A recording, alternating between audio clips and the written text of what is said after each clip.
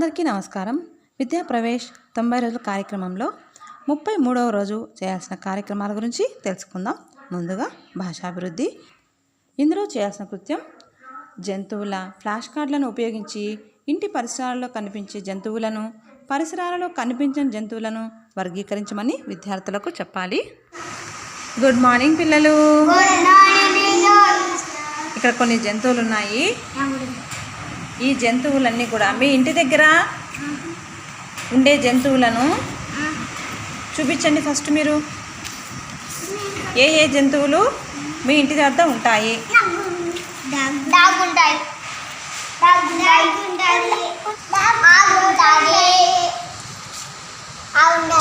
Very good. ఇంకా very good. చూపిరా. ఏముంటుంది? ఎక్కడ ఉంటుంది మేక? ఇంటి దగ్గర ఉంటుందా? ఇంకా ఏముంటుంది మీ ఇంటి దగ్గర అమ్ములు? నీ చేతిలో ఏముంది? మీ ఇంటి దగ్గర గాడిద ఉంటుందా? Very good.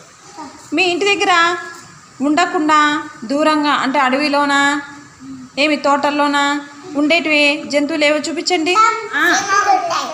సింహం ఉంటుంది. Very good. ఇంకా కుందేలు ఉంటుంది.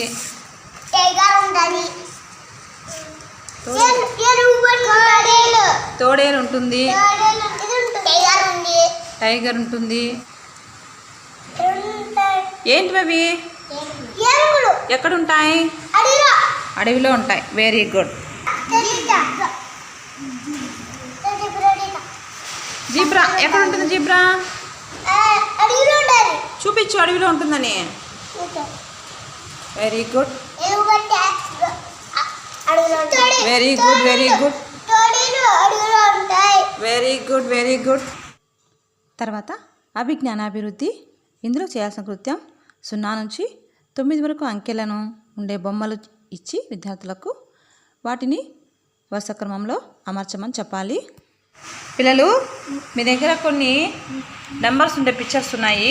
వీటిని వరుస క్రమంలో అమర్చాలి. ఓకేనా? వినిత్తు నెంబర్ వైజ్గా ఆర్డర్ వైజ్ 1 to 9 అమర్చేసాయి. ఫస్ట్ ఏది పెట్టాలి? 1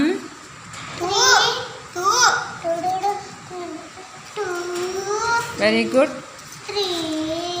very good. Very good.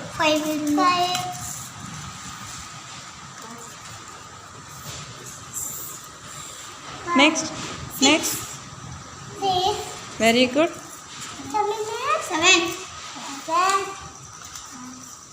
Very good.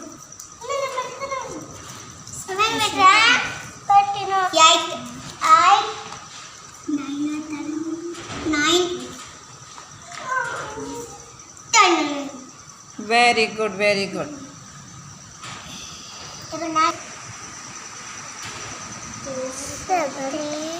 చెప్పండి, నెంబర్ చెప్పండి.